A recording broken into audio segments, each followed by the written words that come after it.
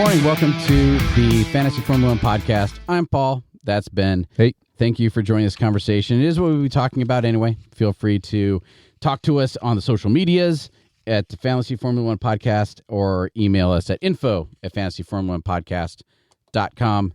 Today we're discussing some audience feedback we got. Got some questions we're going to go over with that. Sprint points versus the regular Grand Prix points. We have one sprint weekend under our belt. We've got some numbers. We were discussing standings about where people are at in the world right now. And then for the Miami Grand Prix coming up this weekend, we have some an interesting build option that became available as points and dollar values have changed. And then we're going to play prospect suspect from the top down. Everyone on the list, we're going to discuss whether prospect or suspect, and we'll go more into that in a few minutes. Sounds good. Audience feedback. We had somebody reach out to us on TikTok, and there were some misunderstandings or some questions about how we can say it's positive in any way, shape, or form that Lewis Hamilton qualified so poorly in China. I think it's P18. Right? P18, yeah, it's at the back. And in the last podcast, I said that it could be positive that he qualified so poorly. So I want to clarify that. And so where I was going with that is that if you have somebody the caliber of Lewis Hamilton, then you would much rather them qualify poorly than you would have them qualify well and finish poorly. Right. Does that make sense? Okay. No, again, I think this harkens back to, first and foremost, there's just that fundamental difference between an actual Formula One race and a fantasy Formula One race. And it also calls back to our discussion of when we were doing an analysis on Sergio Perez, how we were talking about where he's a solid driver, but you're not going to see him move up or down too far from where he starts. You can rely on him to be consistent. Whereas a driver like Hamilton, he will fight through the grid and work and work his way up.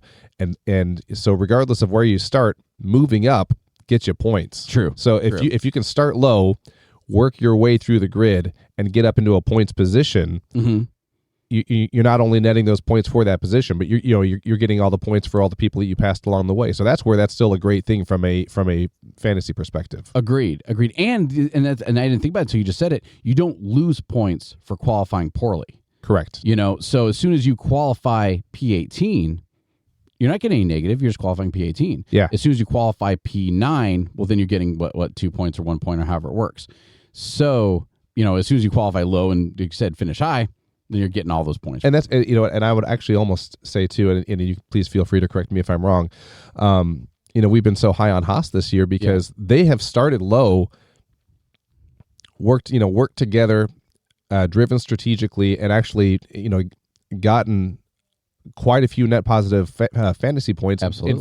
In fact, far more than Hamilton to this point, showing that they are such a bargain compared to him. So, if anything, if you have Hamilton on your fantasy team and you've paid the money for him, he has not been paying off for you throughout the season at all. So, if anything, if you still have him, his starting at P18 is only a good thing for you. As long as he finishes the race, as long as his car holds out for him, that affords him so much more of an opportunity to actually get you points for your team. I completely agree. And since you brought up him versus Haas, right? Last race, Kevin Magnussen got 9 points for overtaking. Yeah. Right. And it just shows that, hey, you got it. He's Haas. He's towards the back, but he'll get you 9 points. The same amount of points you would get for winning a sprint. Yeah. He got for just passing people. And so Kevin Magnussen cost so he got you 48 points. He has a total of 48 points this year. Kevin Does he Magnussen. really? Yeah. Wow. Lewis Hamilton has a total of 34. Well, and again, this harkens back to the lesson that we learn week in and week out in fantasy. You only work with your top tier drivers that you're going to throw that 2x on. And then you only have the spare change drivers near the bottom who, they're a higher liability, but for them, the win is that they finished the race. Exactly. And that they didn't cost you 20 points in a DNF. Correct. And right now, everyone in between, which I think would include the Alpines, the Mercedes, Yeah. Even the McLarens, which again, They had a great race last week. That's the thing. I experimented with that last week. It still wasn't enough. Okay. To be worthwhile. Yeah. You want top tier and you want bottom of the barrel drivers who will not hurt you. Want top tier drivers who will perform, bottom of the barrel drivers who will not crash. And that is the formula for success. Everyone in between is way too expensive for their value. So if you happen to have Hamilton, who I would say is too expensive right now based on the vehicle that he's driving, you may as well start him. Hope that he starts at P18 because he will at least net you some points with overtakes. Because he's arguably faster than half the field. Exactly, he's just not faster than the winning. It's when you get up to that P9, P8, P7 position, he's not gonna be competitive beyond that. No, well said. Well said. Moving on to sprint race versus Grand Prix race. I got my numbers that I wadded up without writing them down. So I took the average of all the first 5 Grand Prix that were just Grand Prix, no sprint. And on average, I took the average of the limitless teams. So the guys who put in your limitless, your Infinity, you can get all the best drivers. I went online, found the top of those, and averaged their points. On average, the limitless driver for the first 5 Grand Prix got you 353.5 points. Okay, wow. That is how much your limitless teams, I should say, got on average 353 with a high of, I think the highest one was like 450 for the limitless teams because when Ferrari did really well, and I forget what the low was. The low was like in the 350 range. So in China, the limitless team got 456. Oh, wow. Which is a delta, if my mathematicians are right, of 103.5 points above the average. Yeah. So if you here's my statement. Ready? If you use your limitless chip on a sprint weekend, you will get 100 points in addition to what you would have gotten if you use it. Barring the any given Sunday. Sunday. As soon as Max Verstappen gets a brake fire, right? Sure. Or as soon as both Ferraris crash into each other, because we know that would never happen. As soon as that happens, well, then it's all out the window. Right. But if everybody races and does as well as they can based on the way it looks and based on our one sample of sprint weekend and our average of 5 Grand Prix without it, then, and keep in mind that I didn't factor in how many points were won just in the sprint itself because I didn't want to go through and have to rip those apart. But so this is really interesting though because and I think what we need to do down the road or maybe at the end of the season is put together kind of a calendar of best times to use different tokens, just because we see so many people throw down their 3x during week 1 because you have your most reliable data up to that point. You have Red Bull coming off of 7 or 8 wins at the end of last season going into this season, so you know what you should be able to rely on as well as you're ever going to know it. That's true. So 3x is your week 1 token maybe. And then the limitless, I think you just identified. You're a fool if you use your limitless for anything that's not a sprint weekend because you're cheating yourself out of so many potential points. The impact is so much higher on a sprint weekend, even though it's kind of a sideshow element to a Grand Prix weekend. Yeah. But there's a lot of potential there that you're just not accounting for if you don't use it during one of those race weekends. And to back that up, I would even go, and I haven't done the math on this yet, but I would even go so far as to say you should use your 3x token on a sprint weekend as well, just because there's more points to grab. But also the fact that as soon as you have one driver, when you use your 3x token, when you have one driver become a 3x, you have to have another driver become a 2x. And based on the strategies that you and I are talking about that are championed on this podcast, you have your one real strong driver, your Max Verstappen, your Charles Leclerc, your Sergio Perez, your Carlos Sainz, and then you have Ferrari and Red Bull Racing as constructors, and then you fill in the bottom. But the problem is when you go to use your 3x, you need to have a second strong driver. Yeah. And I haven't gone into figuring out how to make that work. I haven't thought to use it on my team yet because I'm not sure how to, and I'll figure it out. I just haven't put my brain to it, how to get both strong drivers and not hamstring yourself with constructors. I got you. As soon as you take your Ferrari out and you're like, well, I'm going to put in Aston Martin. Well, you're not going, that 2x and that 3x delta, the extra points you would get will get swallowed up by the points. Not that Aston Martin did bad, but they're not Ferrari. Gotcha. So, and I haven't quite worked out the right way to do that yet. And I think what scares me about using the 3x later in the season is that mid-season is when you're starting to see a lot of those upgrades come through too. And and by and large, the upgrades are very, very incremental, but every once in a while you have that disruptor. McLaren last year. Exactly. That just changes the nature of the grid for the rest of the season.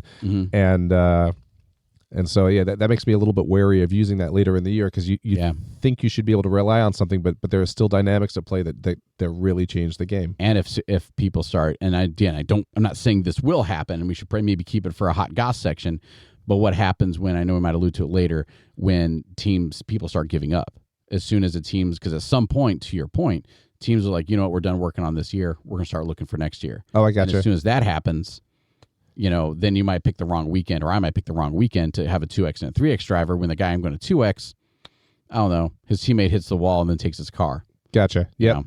So, but yeah, so that's the big point. You get on average, the blanket statement I'm willing to make is right now you will get 100 points more if you use your limitless on a sprint weekend than if you do on a regular GP weekend. Dude, that was really good, steering it back to the main point of the conversation. I'm learning. That's why we have segment titles. No, you're getting good. This is awesome. Well done. Moving on to the standings. So we're not going to go through and go person by person, like individual achievement by individual achievement. Just broad strokes. Max Verstappen is still at the top of the list with 176 fantasy points. Number 2 is Charles Leclerc with 162. So after 6 races, we're coming up on 6 races. After 5 races, he is only up by 14 points. He being Max. Max is only up on Charles Leclerc by 14 points. So if you have used, if you had Max Verstappen and I had Charles Leclerc, and we both had them be our 2X drivers the whole time, I would be 28 points ahead of you. Yeah. Is that worth it? For the additional $8 million $8 million to have Max.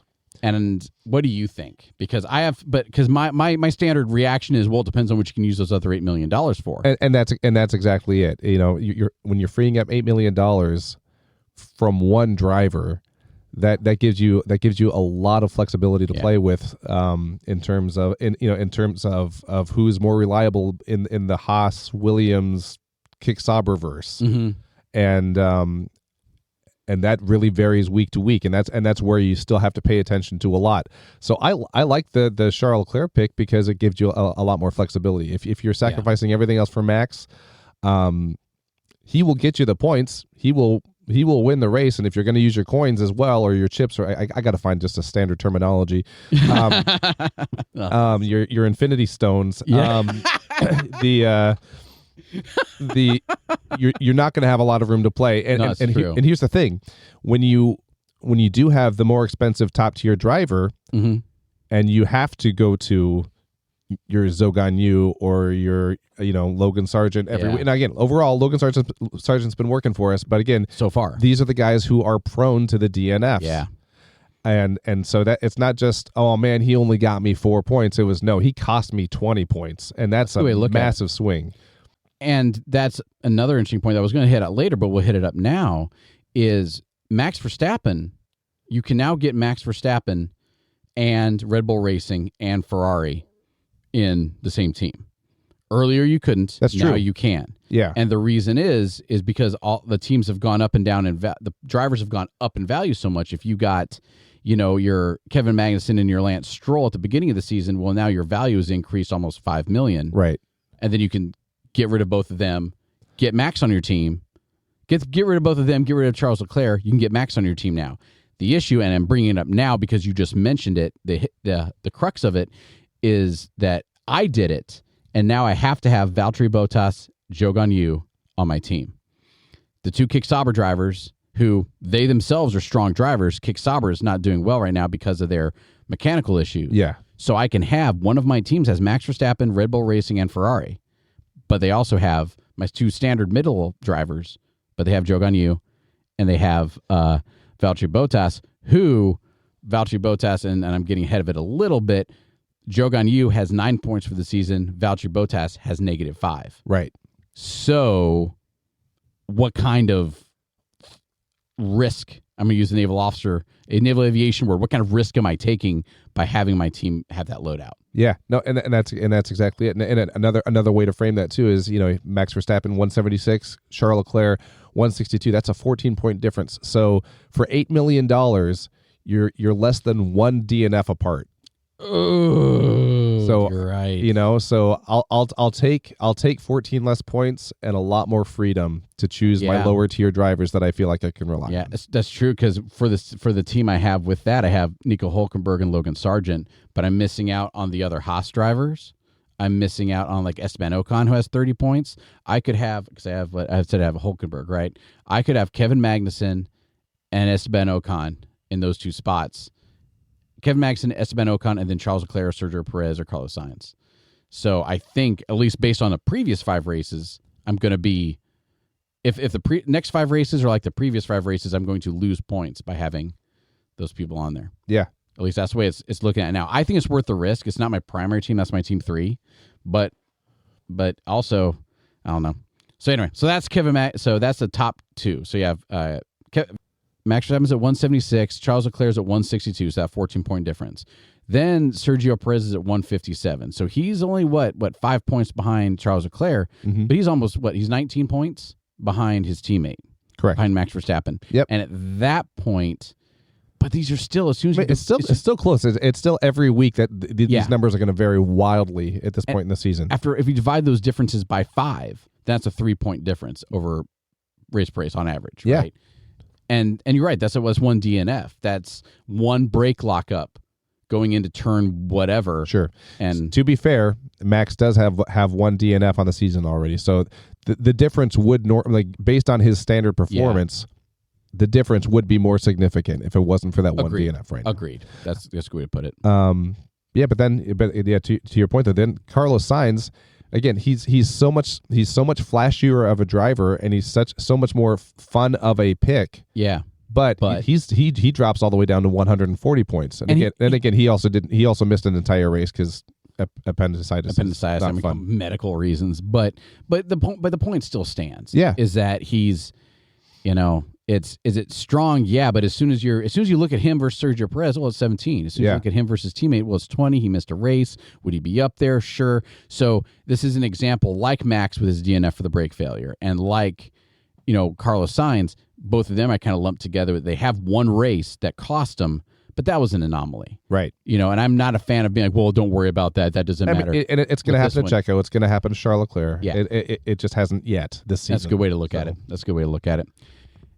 And then moving further down the roll, Lando Norris and Oscar Piastri. Lando Norris is P5 with 102 fantasy points, and Oscar Piastri is P6 at 76. But this is where it gets interesting, is where you have to look at the overall performance of the constructor as well. Lando Norris is $24 million. He's gotten 102 points. Yeah. Charles Leclerc, $22 million. He's gotten you 162 points. So again, there it is. You can be a McLaren fan, you can be a Lando Norris fan, you can be an Oscar Piastri fan, but they are not going to keep you competitive. Yeah, they're at that point where they're getting real F1 points, but the imaginary ones that we talk about are not going to be enough. Yeah, and that's another really good point, is that you can have your, kind of like we mentioned it a few episodes ago, but we didn't do much with it, is you can have your primary team that you're trying to win the championship with. All day, yeah. And then you can have your team where McLaren runs the show. So when you sit down and watch with your friends, or you're like, I love McLaren, man. I'm all in on McLaren. Don't get me wrong. I'm trying to win a championship with this other strategy. Right. But, and the race teams do that too. They have different tire strategies, different racing strategies, and they see what pans out. Oh, I mean, and that's the marketing brilliance of fantasy sports, is True. that look at us. We're talking about every constructor on the list because they are all valid for some reason or another. And if we were just watching to see our team win, we wouldn't care about probably 7 out of the 10 teams. So yeah, no. Good job, marketing. Then, and we won't dwell on all these, but for Mercedes, George Russell, man, P7 with 72 fantasy points, split by Fernando Alonso at 61. Then Kevin Magnussen, Haas at 48, right above Lewis Hamilton at 10, P10 with 34. In a world where, and here's my statement, in a world where you have a Haas splitting the Ferraris, but even then as soon as you have a Haas that's doing better than Lewis Hamilton, then that tells you something about Mercedes. No, not Ferraris, Mercedes. As soon as you have a Haas doing better than a Mercedes, and that says something about Mercedes. But that's the thing though. Look at this mix from 7th to 13th. you've got both Haas cars in there. So like Haas true. is in the thick of the conversation with Mercedes and Aston Martin and Alpine. Yeah. That's a team on the rise. It is, and this even brings more credence to the thought of you have your top team, you have your constructors, you have your top driver, you have your constructors, and man, however you play this middle of the pack, wherever you want to put your money, that's what's going to decide your fantasy F1 season. Yeah, right there. And I'm sorry, I can't let this go. Earlier, you started this part of the conversation with "in a world," and I heard everything else in like trailer guy voice, like narrator voice. In a world, yeah, no, we got to go. We got to play this out. In a world where Haas is only costing $8.7 million and is in the thick of the fantasy points conversation, they will not be ignored. And I also have a head cold right now, and so that's why. So it works really well. Yeah, I got to use it to my advantage. That's awesome. And if you're listening in, and I apologize if I'm doing like stalker breathing into the microphone. I'm trying to be conscious of that, but thank you for your patience. And then we have the rest of it going down, and we don't need to go point by point. Our countryman, Logan Sargent, is P14 with 27 points, right behind Lance Stroll, who's right behind Nico Hulkenberg, and they're all within 3 or 4 points of each other. Mm-hmm. Then you have Yuki Tsunoda at P16 with 13 points. And then the bottom, then you have Kick Sauber with Jogan Yu at 9, and then Pierre Gasly with 9, Alex Hamilton with 1, Valtteri Bottas with -5, and then Daniel Ricciardo, man. You said Alexander Hamilton. You said, what did I say, Valtteri? Oh, man, what am I doing? I need more coffee. Alex Albon with Williams. No, that's great though. Like we're getting Alexander Hamilton. Did you know he's not only a founding father, he's a F1 driver. He's also he is the father of the Coast Guard though. He founded the Revenue Cutter Service. No kidding. So yeah. So that near and dear to my heart, beyond the musical theater nerd in me. But I mean that's the thing. Look again. This is where fantasy is so funky because P14 on the fantasy list is Logan Sargent, and his entire strategy is be the guy who doesn't crash. Yeah. And look, 27 points for $6.3 million. He's less than a third of the price of Lewis Hamilton, who was netted only 34 points. So again, you want the top and you want the bottom. The rest is just too expensive. Absolutely. We're gonna get ready to talk about Miami. Yeah. We have I already talked about the fact that you can get Max Verstappen and all the constructors on your team, and the big question is whether or not that's a good idea. And I do have one team with it. I'll be able to talk more about it, but it all comes down to now Jogan Yu and Valtteri Bottas and how well Kick Sauber does, right? To whether or not my entire plan works. So yes, how well Max Verstappen, whether or not you should have Max Verstappen on your team is dependent on how well Kick Sauber does, which is great. Now we get to play a favorite game called Prospect Suspect. Yeah. All right. Do it. So for anybody uninitiated, my wife, who is a softball coach, told me about a thing where, especially in athletics, you're either a prospect or a suspect. And the analogy is when you go up to bat, if you're the prospect and you strike out, then it's okay. They just had a rough day. He just everybody strikes out sometimes. You're still doing fine. Don't worry. You're a good batter still. If you're a suspect, then you walk up and you strike out. It's like, well, I told you. And it goes the opposite way, too, where if I'm a prospect and I walk up and I hit a home run, it's like, oh, good job, man, you hit a home run. If I walk up and the mentality toward me is that I'm suspect, I'll hit it over the park and be like, well, yeah, everybody, blind squirrels find a nut every once in a while. That was just a pitch down the middle. It doesn't matter. He's still a bad player. Right. So we're going to go through and do that with the F1 drivers. And if you're just stumbling onto this podcast as well, you're going to find that Paul and I have a lot of points of confluence here. One is we both like fast cars. 2, we're both former military officers. And 3, we both married women who are infinitely more athletically inclined than we are. So true. So true. So we are stealing analogies from their lives and their passions. And so thank you, yes, our wives, for that. But yeah, you want to just go down the list? Let's go. Prospect suspect, Max Verstappen. Max Verstappen. He's a prospect. He's a prospect. 100%. If something goes wrong, it's not his fault. Yes. I'm gonna go say the same thing with Charles Leclerc. Leclerc? But he's reliable. He's only a few points behind Max. He doesn't make the headlines all that often just because there's a lot of drama elsewhere. But he's the no drama fast driving Ferrari guy. Absolutely, 100% prospect. You said it perfectly. I couldn't say it any better myself. Thank you. Sergio Perez, he is prospect as well. Same. Yep. He's in. There's a lot of there's a lot of buzz in the off season, And right now, when all the drivers are getting ready to move, or who's staying in, who's coming, who's going, all this, people love trying to decide if Sergio Perez, whose contract's up at the end of the year, if he's going to go somewhere.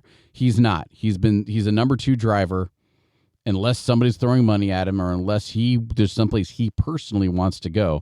Red Bull will not get rid of him.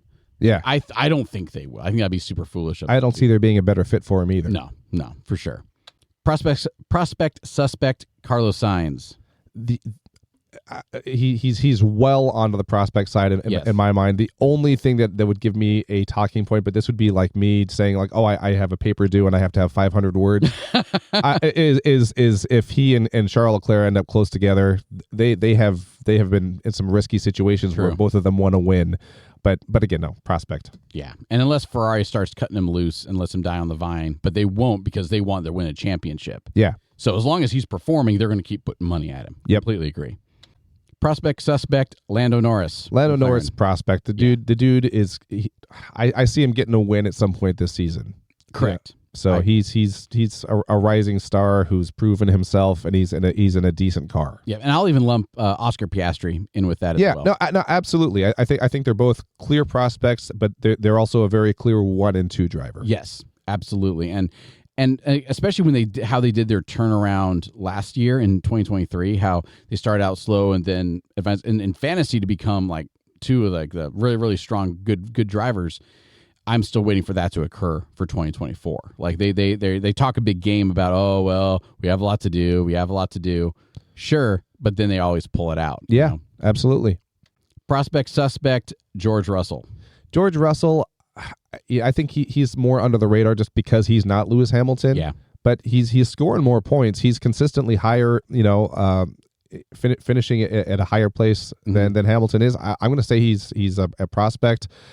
I think he just comes off as like a smarmy little dude, though. Just because he's not a bigger name, and I don't know. No, I completely agree. I think the only reason he's not on a lot more fantasy teams, I'm not sure what his percentage is, but I know as soon as his value was 10 million, I'd probably figure out how to get him on my team. Oh, sure. But absolutely. Like everybody else at 19.1, he's prospect, but I just don't have the room in my budget for him. Exactly. Yeah. He is exactly that middle ground you need to avoid. Yeah.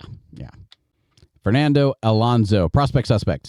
Prospect, man. Yeah. Again, if you're going to play in that middle ground, which you shouldn't, he's the kind of driver that that I've been tempted to throw in there. It's like, oh, you know what? Aston Martin can make waves this year. If I have them as a constructor and I have Fernando, I can double dip and maybe get some points, and they will get you some. And it's one of those, like, analytically, it's not a stupid move, but it's not gonna get you competitive on the internet on the world scale. Completely agree, and I think it's not that necessarily Aston Martin and specifically Fernando Alonso isn't good. It's just you're in a world where where Red Bull Racing is the dominant force that it is, and Ferrari is doing really well. Right. As soon as you made it so that Red Bull and Ferrari were even just a little less reliable, call them instead of a top 3 team, and call them a top 6 team, then I think that would increase Fernando Alonso's value considerably, because it'd be more flexibility at the top and more of a chance to get in. Yeah. But the top's just so locked out right now. Yeah. Fernando can work well for you if your league is not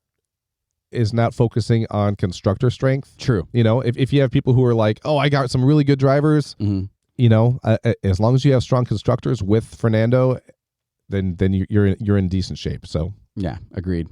And that actually wouldn't be a bad idea. Hey, F1, you should listen to this. It actually wouldn't be a bad idea to have there be some leagues where you lock your constructors at the very beginning of the season.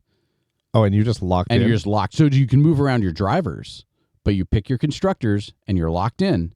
And then you use your remaining budget to move around your drivers. Oh, see, I have to disagree with you there, because I think by week 4 you're going to have people who realize that they made a mistake. Yeah, they're going to completely check out of the rest of the season, and your web traffic is going to drop dramatically, just because it's like, well, I just screwed myself for the next 20 weeks. And then how about this? Maybe it would be a way. Yeah, you're right. I think you're right. Then maybe it'd be a way if there's like an individual league, like have there be able to put those rules on where it's like you have your main competitive world, and then you have your other world, and then as soon as you and I want to have a set of 3 teams in a private league, where in this private league we have you can't move around your constructors. You have to have this one driver. Oh, I and see. then for us, that's it. But we're not racked and stacked in the world, if that makes sense. Oh, I got you. So you have your international Yes. level one where you can pick anyone. And we still have our 3 teams, Okay. and all that stays the same. But then within a private league, it's more like your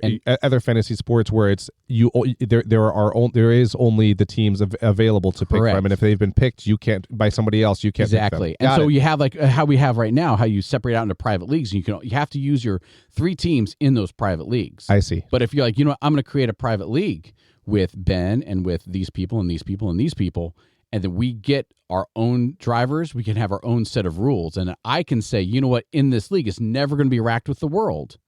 So that doesn't matter. The problem there is the grid is so small too. It is. So it would have to be like you can pick one constructor and maybe 2 drivers. And that would be good. So, just some way to make it so it's not globally ranked. I hear what but you're saying. If you and me want to have different rules, we can all sit here and say, hey, everybody, we're going to pick our constructors and not move it, or everyone has to have Lewis Hamilton on it. We can, but then it's going to hamstring us in the world standings. We don't want to do that. Right. So if you can say, hey, here's this league, you're not in the world standings, put whatever, but here's these different caveats you can have. Then we have a world standing where guess what? You have to have, how about this? Here's a world standing where you have to have Haas and Williams as your constructors. Done. From start to beginning, that's interesting. Everybody has to have Haas and Williams. So guess what? In this world standing, who has Haas and Williams? You're in that world standing now, but you get to move around your other drivers. So then in the global galactic league, got it. We're all still moving everything around. But how are you doing in the Haas and Williams league? I mean, at that point, you would just call that the drivers only. The drivers only, yeah. Right. But then you could set the rules about which drivers you have or which leagues you have, and then there could be 50 different leagues, 50 different world standings. Absolutely. But you'd have to be able to pick different teams and micromanage those. Yes. And then you would maybe have, I don't know, no salary cap, unlimited transfers, moving around your guy. I don't know. We could say there's a whole lot of options. That could be cool. All you have to do is be an internet creator. And I say that because the internet's just magic and voodoo as far as I'm concerned. But I don't know. Maybe I just ruined that entire thing. We'll have to see. No, we just went way into the theoretical there. Way into theoretical. Okay, so now let me get a clean start here. Where were we at? We had gotten to I romanticized Fernando Alonso for way too long. Right. And then now we're at Kevin Magnussen. Kevin Magnussen. So we're setting Kevin Magnussen, prospect suspect. Prospect all day long. Boom. $8.7 million, and he's gotten you 48 points. He is what you're looking for with I've got a few dollars left. I'm getting me a Magnussen. Yes. He is very strong. And that is a perfect segue into right behind him, right behind Kevin Magnussen. Prospect suspect, Lewis Hamilton. Suspect. Why suspect? Because his car is not up to the caliber of the driver, and he's expensive. Yeah. So as soon as you could get Lewis Hamilton for $6 million, or you get Lewis Hamilton for even $10 million. Oh, you know what though? I mean, that's a gamble. Let's look at next year. Yeah. Lewis Hamilton in a Ferrari for $19 million. I'm buying him. Yeah. For sure. Esteban Ocon, prospect suspect, and I'm going to take this one. He should be prospect. How about this? Esteban Ocon is the quintessential reason to have this discussion. Yeah. He is 100% suspect in my mind. Why is that? Because he drives for Alpine. And at the beginning, Alpine was having so many problems. Right. They were slow. They are slow. There's no positive PR about it. Anytime you look it up, it's, we're dragging. This isn't working out. And I can go ahead and bring up his stats, but that's where this is interesting though, because you could say the exact same thing for Williams, and I'm going to be interested to hear what you have to say about Logan Sargent. It's so hard to divorce the fantasy statistics from the from who's making waves in the media and for their standard performance. So because I mean they've scored no real.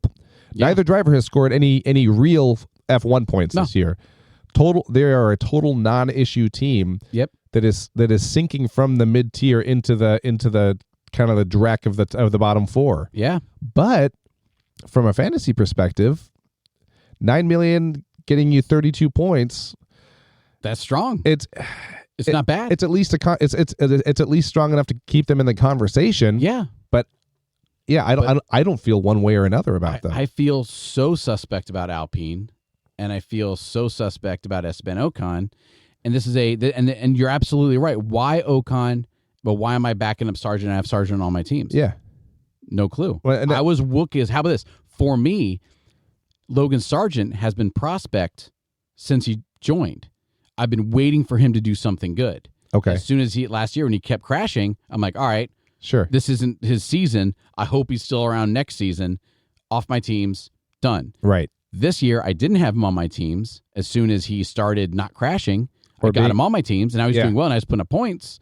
Not winning. He's not DNFing. One DNF deletes. 2 DNFs delete everything he's ever done. Of course.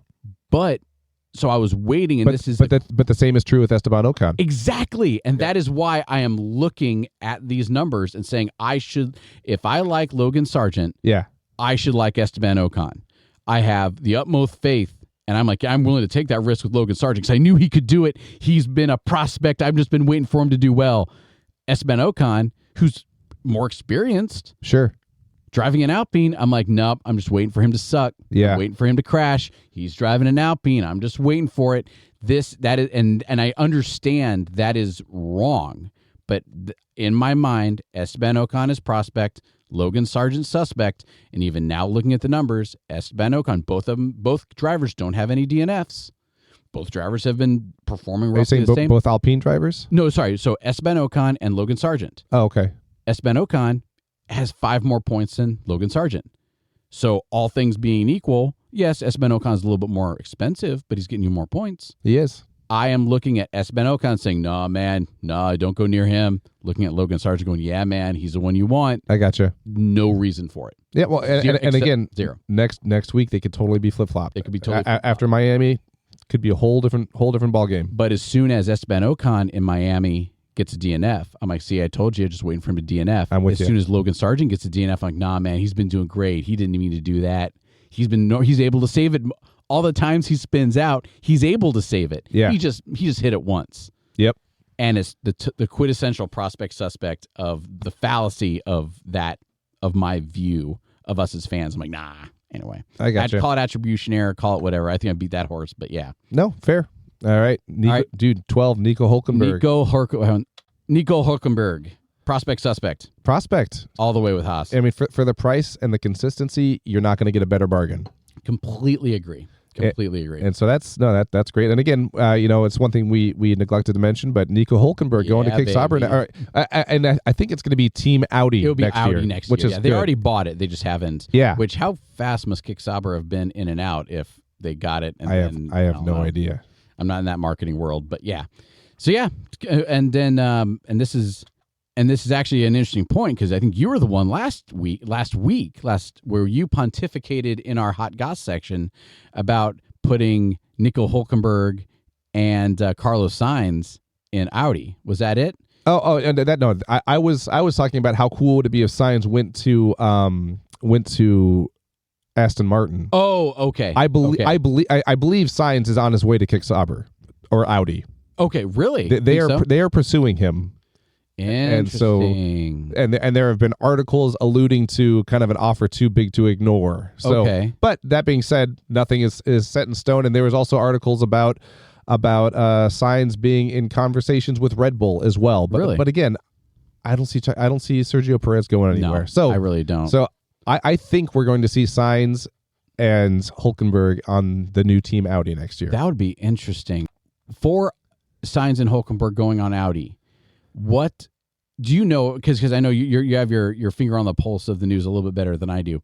Have you heard anything about with Audi buying Kick Sauber, or with Audi taking over, with Kick Sauber becoming Audi? How much does that change the overall management? Like, I guess is it just basically rebranding a new sticker? Now Audi gets the thing, or is it actually truly change the team? I don't know. And well, it has to. They must, if they're willing to pursue. I mean, if they were willing to snag Nico Hülkenberg this early in the season, true. That means that there is something that enticed him, because Haas is doing great things this year. Mm-hmm. That team went from disaster to contender in the course of a year. And again, this is with two drivers who historically don't like each other. They found a way to cooperate. They're doing great things in that lower tier. So for him to be willing to walk away from that, he has to see opportunity to be competitive. And if Kick Sauber / Audi is willing to pursue Carlos Sainz in a meaningful way, both of these drivers want to win. They're hungry to win. And so they have to be able to demonstrate that, hey, no, we're going to change the culture. We're going to change the nature of our teams, because again, every time we've done this prospect suspect list, it's been Kick Sauber in spite of the drivers. That's true. And it's it's a fundamental team issue more than it is an individual driver issue. So if drivers are being enticed, they are seeing the potential for major change from what we are seeing in this season. That's true. Yeah, that's a very good point. So, okay, so there's definitely got to be a curtain where they've said, hey, in addition to the money, we've also got this. Look what's here, and it's good enough to get Nico Hülkenberg there, and potentially Carlos Sainz. And what do you think about this? Nico Hülkenberg, he's going to be the second driver to Carlos Sainz? He has to be. Or do you think they're walking in more, like, maybe not money wise, but does that mean that Audi is looking to be they're all looking to be a championship team? Sure. But Hülkenberg's been around for a long time without a win. He's a good reliable driver, but he's also aging up there a little bit. That's true, and you're not going to get a win with Haas unless the front half of the field wreck. Right. No, it's going to be one of the. I think he is the driver that you have that where if your number one driver crashes out, you still have potential to get in the points if you have a good enough car. No, I'll take that. So I'll take that. Prospect suspect Lance Stroll. No, I'm not a fan of this guy. Now, and how about this? Aston Martin got it right that time. Aston Martin. Hey. I will gladly work for Aston Martin Racing in any way they want. I will sweep the floors if that means I get to go and be part of the racing culture and go to the track. I'm not going to sweep headquarters. I'll sweep the paddock out. Oh, and they're also building out an entire a new test facility, like a multi-million-dollar test facility now. Do you guys need some announcers? Like we will become Aston Martin pros. But I say all that to say that I have to be suspect of him. But he's got 29 points. Like, he's not doing bad. His value isn't doing bad for it. $13 million, 29 points. I don't know, man. No. So how about this? Are we suspect of him? Or how about this? Are we suspect of him because of his performance? Or are we suspect of him because we are suspect of nepotism? Yes. Yes? Yeah. Because we've said it before. Like, I'm like, oh, nepotism. Yeah, but as soon as, my dad or my uncle or somebody related to me owned Aston Martin, I'd be like, so, bro, you need a driver? Nepotism me all the way. I want in. Well, yeah. Well, and that's the thing. That's why I want to like Aston Martin. I like Fernando Alonso. He's driving the same car that Lance Stroll's driving. But, man, what a gap. What a gap in performance. Yeah. And so for the money, yes, Lance Stroll is finishing in the points typically, but he and his DNFs are his fault. And other people's DNFs are his fault. That's true. So, all right, poor Daniel Ricciardo. But other people's DNFs are his fault. And especially because you mentioned earlier, we're military officers. There's a huge, at least in the U.S. military right now, there's a huge culture among the officer corps of, no, you accept responsibility for your actions and the actions of those underneath you. Right. And as soon as he was like, man, it's not my fault that I rear-ended him, it's like, okay. Dude. But and so taking all of that away, would I rely on him as a driver for spending $13 million? No, I wouldn't. Let's if you could scroll up just a little bit for me. I mean, so you got Nico Hülkenberg has 31 points. He's $7.6 million. Lance Stroll has 29 points at $13 million. If I had built out my team and I had Nico Hülkenberg and I had $6 million left over and I filled in my roster, am I going to quote unquote upgrade to Lance Stroll? No, I'm going to leave $6 million unspent. That's true. That's a very good way to look at it. So he is suspect to me. I think that's a perfect capper. Yes, he is suspect.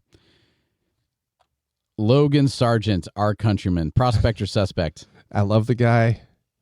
I can't in good conscience say he's a prospect yet, because I have him on the majority of my teams, the majority of weeks, but I'm also thrilled when he does not crash. And so that to me that's the very essence of prospect suspect, is that I'm thrilled when something doesn't go wrong. So I'm pulling for him, but he is suspect to me. I will look at the exact same and go the opposite way. I think he is prospect. Okay. And the reason is, first off, because we're pulling for him, and second off, he hasn't hit the wall. And I think this is the exact reason for prospect suspect, where if you, and everything you just said is true, all of the facts we all know, as soon as we look at the facts and say, yep, and ergo he's going to crash, that's prospect. Yep, all the facts, ergo he's going to do great. That's, no, flip-flop that. Yep, he's going to crash, that's suspect. Or he's going to do great, that's prospect. And again, this is a quintessential sort of thing where we're like, no, man, he's good. No, man, he's good. He's right there. Same data, fundamental difference. Truth doesn't change, but yeah, the way we interpret it does. So no, I think we have that split there. I'm keeping him on the team. I'm waiting for him to continue to do good things. Yeah. But I'm gonna call him. My mentality is prospect for him, where your mentality is sub. I'll play him, but yeah, I'm with you. Yeah, Ollie Behrman, he is here. He's in the list. We're gonna talk about him. He is 15th. It's rough that he had one race and he's better and he has more fantasy points than a quarter of the field. No, absolutely. That will diminish. From what I'm hearing though is and I apologize. This segment probably should have been like all of 8 minutes long, where we just go prospect, suspect. Oh, that's true. But we're going into it. But we're talking, okay. So I'm hearing rumblings that he will be a Haas driver next year to replace Nico Hülkenberg. Really? So that could be interesting. That would be. I wonder what kind of offers he's getting if he's going to Haas, or what Haas is boasting about for next year. Yeah. Also as soon as, again, if you have a chance to get into F1, then you're going. I mean, and Ferrari is already chock full now with a 7-time world champion and Charles Leclerc. Who's so you're not you'd have to be a third driver for them for a while. Yeah, exactly. That no one else leapfrogs you. But that'd be real interesting to see him in Haas. Yeah. Yeah. So I'll call him I'll call him prospect for right now. Same. I think he's doing well, but he doesn't have a seat yet. Nope. Yuki Tsunoda, prospect suspect. This is a tough one. This is. Because again, I bounced back and forth. Last year, the first year I played Fantasy F1 in 2020, I went just yo-yoing back and forth on Yuki Tsunoda. Yeah. And I think that remains the same. He keeps being placed with people who are supposed to outcompete him, and then he holds his own well enough. I'll go prospect for the price. Yeah. I don't know, because I just dumped on Esteban Ocon, and for just a little bit more money, he's got more than double the points. Well, I'm gonna go suspect. Go suspect, and I will go. I'm gonna go prospect. Okay. But fully acknowledge everything you say, because the reason why he doesn't, I don't want to. I'm not going to try and deep dive into his race history, but he has 13 points and he has a couple DNFs. He does. And so he's like low in the black, big red, low in the black, big red, low in the black sort of thing. Yeah. So he is a good example of what you have to be careful of with the bottom drivers is that, the only difference between him and the Haas drivers is the Haas drivers don't DNF. Right. And and whether it's a team or whether it's a driver, I would say, or last race, whether it's somebody tapping your tire. Well, and that's the thing. When he finishes, he is the best V-carb driver. Yes, completely agree. It sounds so weird to say V-carb. Yeah, I'm sorry, Baby Red Bull. We just got Baby Red Bull V-carb. Oh, gosh. But yeah, he is the best driver among them if he doesn't get hit. Right. So, all right. Moving on to Joe Ganyu with Kick Sauber. I think we just have to say, Zhou Ganyu and Valtteri Bottas. Yep. I think they're both prospects. I think Kick Sauber is suspect. Couldn't have said it better. Yes. So Joe Ganyu, which is P17 in the points with 9 points, and Valtteri Bottas, which is P20 in the points with a -5. I completely agree. Yeah. Kick Sauber's suspect, but both of those drivers prospect. Yeah. Pierre Gasly. I just don't know much about. I don't care about Pierre Gasly. So. He's Alpine, man. Yeah. They're just. I'm gonna call him suspect just because I wouldn't put him on the team. But again, I'm very much open to the fact that we should probably put Alpine in the same rank as in the same category as Kick Sauber, where it might just be their mechanical issues. The drivers might be great. We don't know.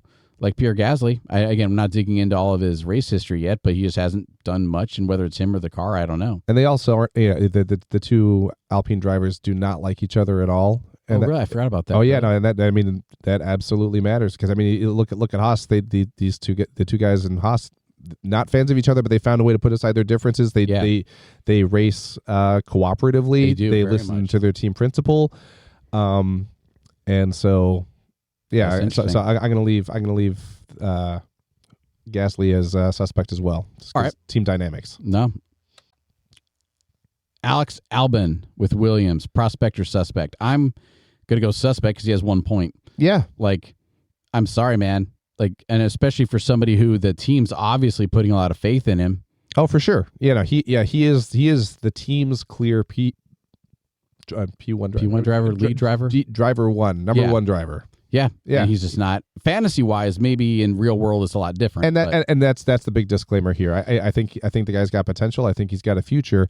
As far as a fantasy pick, yeah. So completely agreed. And then the guy who broke my heart, but I've been dreading having to make this decision, this entire conversation. Daniel Ricciardo with VCarb/Baby RB, $8.8 million, negative 15 points. Prospect or suspect? I'm putting the guy on my team because so the last few races have just been the worst possible luck ever. Yeah. Really? So prospect for you? I see. That's the problem. This should be an emotionless discussion. Yes, but it's not. You look at the last couple of races. He just needs a moment. Yes, and so I want this week. At probably team point personal cost. I want to give this guy his moment and be like, yeah, Danny. Yeah, go do the racing thing. I don't know what I was going to say with that sentence, but he can drive a car when he's not getting hit or his car is not braking or something. Has he done a lot of stupid stuff? Yeah, but I don't think the negative 15 total fantasy points is reflective of his skill sets. No, it's reflective of Lance Stroll not looking down.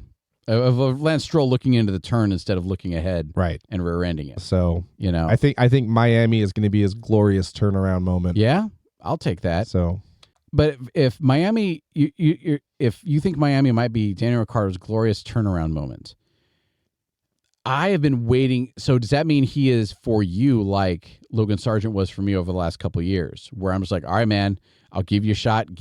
We'll wait. We're going to see what you do. Because I'm as big let's rewind the tape to the beginning of the season.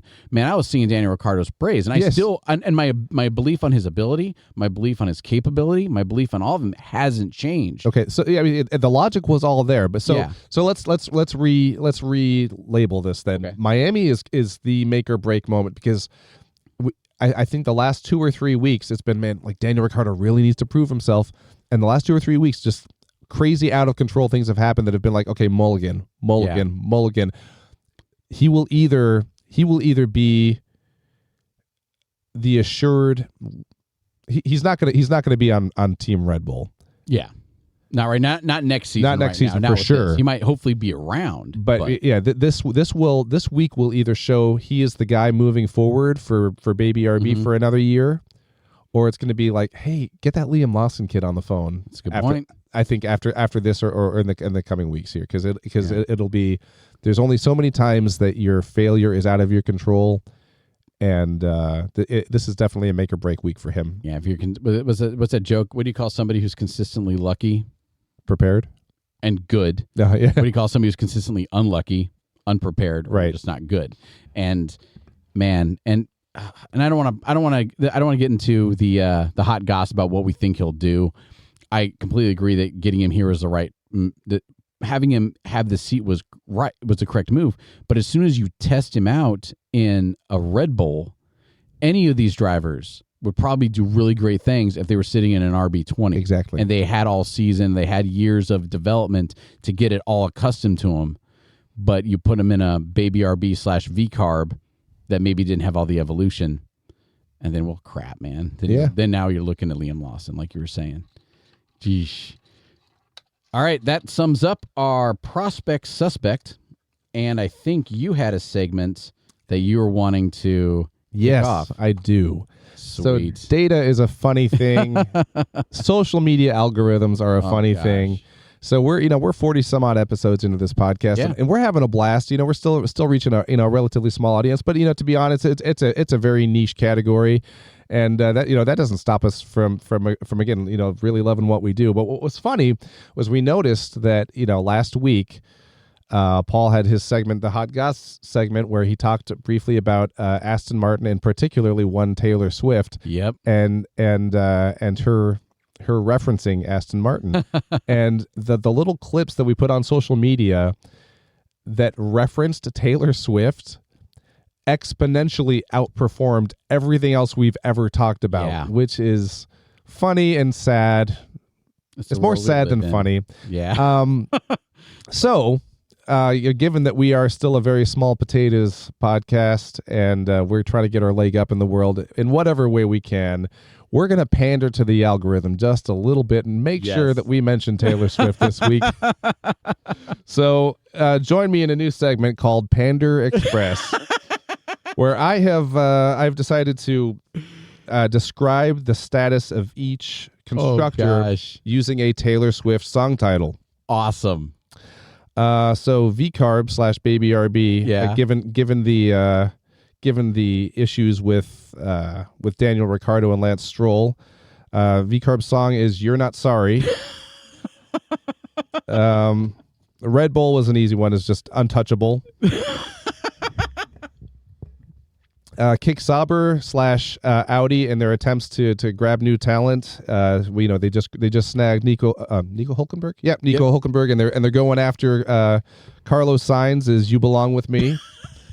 And keep in mind, I'm generally laughing because I haven't heard any of these. These are just stuff you've come up with so far. So this is great. So